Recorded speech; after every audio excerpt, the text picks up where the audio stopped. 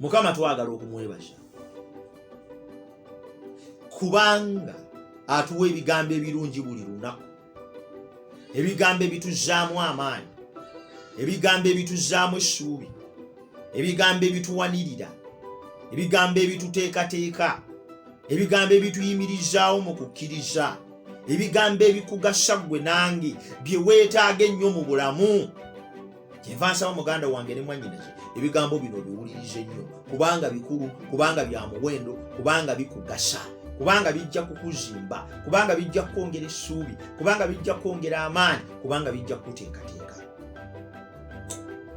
Subscribinga ku YouTube channel eya Pr.Sebaggala Ivan Samu oyongere ofuna obubaka buno bwonna obulungi obukuzzaamu amaanyi awamu n'essuubi. Ebigambo bino tubyogera kuba tuleeta obubaka obusembayo eri ensi nga tugitegeeza nti obudde buweddeyo, nga tugitegeeza nti yeetaaga okudda eri Katonda, nga tunnyonnyola kiki ekyasoba, nga tunnyonnyola essuubi liririddawa, nga tunnyonnyola ekigambo kitugasa tutya. Buno bwe bubaka obusembayo bwe weetaaga okumanya ggwe n'abaana bo.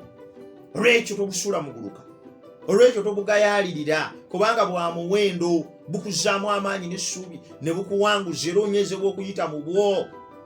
Ekibi kyajja ku nsi, Adamu ne Kaawa ne balya ku kibala nga Luberebera 3:6 bwe lutugamba. Obujeemu gwe mutawaana ogusinga obunene, ekizibu ekisinga obunene wano. Kambasomereko mu baluwa ya Yokaana mulabe omutawaana ogwaliwo. Omuntu ayinza okubuuza naye okulya obuli ekibala kiyinza ki okuva mu bino byonna? Tulira muganda wange ne mwannyinaze. Yokaana ekisooka, kankusomera essula ey'okusatu olunyiriri olw'okuna.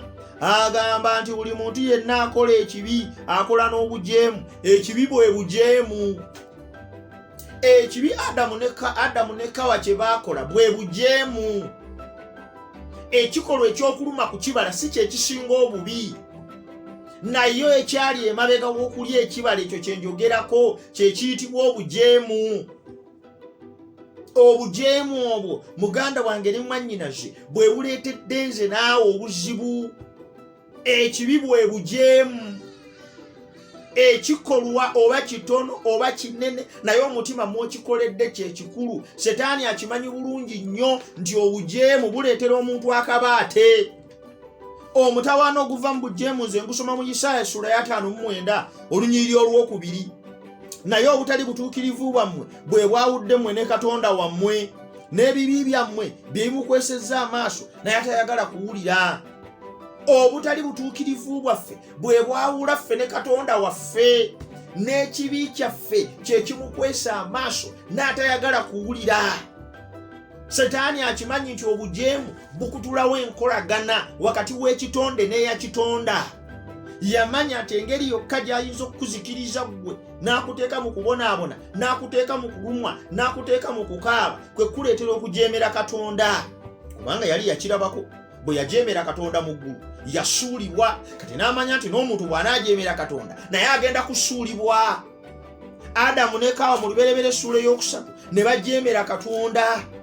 Bwe baajeemera Katonda kyali kitegeeza nti beekutudde ku nsulo y'obulamu, beekutudde ku nsulo y'emirembe, beekutudde ku nsulo y'essuubi, beekutudde ku nsulo y'essanyu, ensibuko ya buli kantu nga ye Katonda. Oyinza okukutuka ku muntu ow'omuwendo afaanana bw'atyo n'osigala ng'olina essuubi. Oyinza okukutuka ku kika ky'omuntu afaanana bw'atyo n'osigala ng'olimu amaanyi gonna. Ebyawandiikwa bitugamba ti bwe baamala okwonoona mangu ddala ne batandika n'okwesalira omusango. Olunyiriri olw'omusanvu Luberebera essula ey'okusatu amaaso gaabwe ne gazibuka ne bategeera nga bali bwereere, ne batunga amakoola g'emiti ne bageekolera okwambala, ne badduuka n'okwekeka ne beekweka. Ekyo ekibi kye kikola kituddusa, kitwekwesa Katonda. Nowanda abantu bangi beekwese Katonda, tebaagala kuwulira n'ebigambo bifaananako bwe biti, tebaagala na bishe yalinga n'abalala, tebaagala na kwagala 2:8 ne Bayibuli bakanyuga eri. Ekiddusa abantu ekigambo kya Katonda kubanga muganda wange ne mwannyinaze ekigambo kya Katonda kino kibikkula embeera y'ekibi, kibikkula embeera y'omubi ne kimulokola. Akali njagala nkujjukize muganda wange ne mwannyinaze ebyawandiikwa bigambye nti ekibi bwe kyajja bajjajjaffe ne badduka ne mu maaso ga Katonda. naawe oyinza okuba oli mudduse ng'odduka mu maaso ga Katonda. Naye Mukama akwagala, Mukama akwetaaga, Mukama akukoowola. Oleme kudduka mu maaso ge, Mukama akukoowola. Oleme kudduka bulokozi. Bajjajjaffe badduka ne beekweka, naffe bwe tusobya tudduka.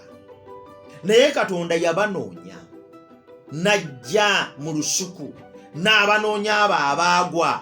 Olw'omwenda Sula eyokusatu ya 22. Mukama n'ayita omusajja n'amugamba nti oluluyiwa, n'addamu nti mpulidde eddoboozi ly'omu lusuku n'entya, kubanga mbadde bwene neekweka. N'ambuuza n'eyakubulidde nti oli bwereere, olidde ku muti gwe nakulagira toguyangako. Olaba Katonda n'abonoonya abanona. Bwe bubaka obw'ekiseera eky'enkomerero, bwe bubaka obw'essuubi, n'abonoonya abaagala, n'abonoonya abanunula, n'abonoonya abanona.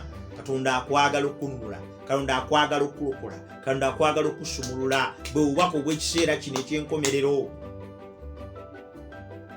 Embeera embi era yayogerwako nzisanze ensi n'abagituulamu mu Bikulu bya 12:12. Neerabika ng'etandise okulinaana bajjajjaffe. Ebigambo nga bino ne bitandika okwogerwa. Luberebere Sula 3 olunyiriri olw'15. Nange n'ateeka obulabe wakati wo n'omukazi, ne wakati w'ezzaddeyo n'ezzadde ly'omukazi. Ezzadde ly'omukazi likubeta entwe omutwe, naawe oliribeta ente ekisinziiro. Ebyayogerwa eri Setaani tujja kubigaziya mu maaso eyo. Ti Setaani newankubadde nga yali akoze olujegere wakati we n'omuntu n'amuleetera n'okwonoona, naye ezzadde ly'omuntu lyennyini lye lyali ery'okumuzikiriza, okumusaanyaawo. Nze ekyo kimpa essuubi.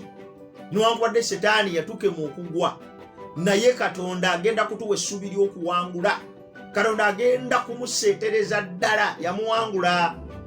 Naye nga tunawa kwogera ku ekyo nnyo, ebintu Katonda byagamba omukazi n'agamba n'omusajja bikulaga okweraliikirira, okukaaba, okufa, obulumi bivaawa. Olira nga tumaze okwonoona. Birebire 3:16. N'agamba omukazi nti naayongeranga nnyo obulumi mu kuzaala abaana. Mu bulumi muno ozaaliranga abaana n'okwegomba okunaabanga eri balo, naye anaakufuganga. Obulumi ne butandika. Abasajja okufuga abakazi ne bitandika. Obwetaavu bw'omukyala ne bweyongera. Ekibi kyaleeta ebizibu, kireese obulumi. Oli Onyole 17. N'agamba Adamu nti kubanga olidde eddoboozi lya mukazi wo n'olya ku muti gwe nakulagira nti ogulyangako, ensi ekolimiddwa ku lulwo, mu kutegana mw'onojjanga ekyokulya ennaku zonna ez'obulamu bwo. Amagga n'amatovu gye nekuzaaliranga, naawe onoolyanga omuddo ogw'omu nnimiro. Mu ntuuyo ez'omu maaso go mw'onooliranga emmere, tusala olidda mu ttaka, kubanga omwe waggyibwa, kubanga oli nfuufu ggwe, era ne mu nfuufu mw'olidda. Owulira ebigambo ebyo? Muntu oyo mwagenda okuliira emmere. Ensi ekolimiddwa ku lulwo, amaggwa n'amatovu bye neekuzaaliranga. Ekibi kyaleeta obuzibu. Kati okyebuuza ekibuuzo ky'Ekyasoba. Ekyasoba ky'ekibi. Twagwa, twava mu nteekateeka ya Katonda, twasoba.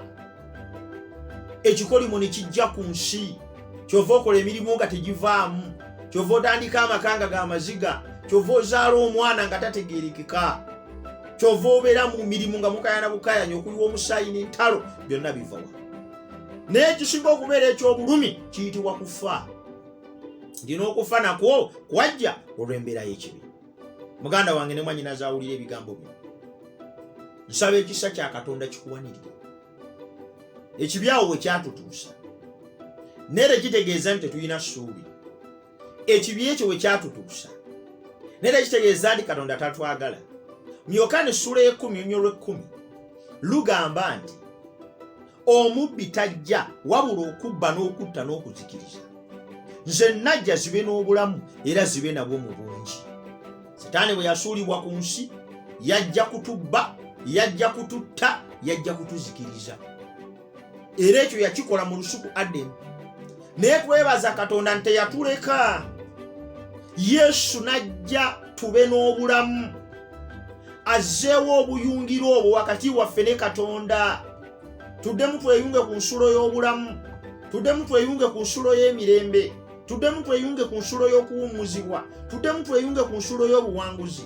Ekyo ekyaliwo mu Aden kiddemu kibeerewo eri abaana b'abantu. Kyeva nsaba nti obulamu bwe obuteeketeeka omutegeere, omukkirize okuba omulokozi wo, kubanga ye yekka yesuubira obulamu bw'omwonoonyi. Nsaba Mukama akuwe nnyo omukisa. Subscribinga ku YouTube channel eno eya Pr.Sebaggala Ivan Samuel, osobole okulaba ebigambo ebirala bingi kubanga bikyajja ate bya muwendo. Mukama akuwe omukisa.